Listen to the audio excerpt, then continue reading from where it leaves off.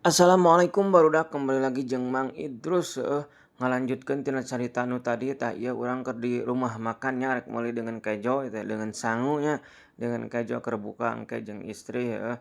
Tuh tingali aing meuli nu kana dieu we, meuli saos sinten mah tahu tah barudak deuleuh si Mang nya ngaladanganna jiga nu leuleus kitu heueuh. Da heueuh meureun kabi eta tingali dahareun kot ngampar kieu heueuh. Tah barudak dengan kejo keur puasa mah ningan teu cukup ku sarupa aing urang meuli deui ayeuna kana ati, kana tongkol, wah sagala we dibeuli nu penting beuteung seubeung heuh.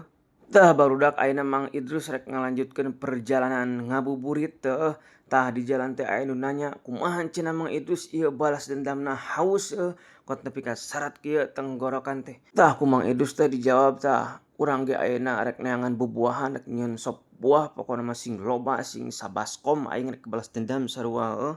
Tah barudak di tengah perjalanan geus aya tukang bubuahan heueuh. Aing teh langsung meuli we samangka jeung melon. Atuh cek urang teh ngomong ka si Emang, "Leuwihan atuh saeutik, ket manis saeutik teuing."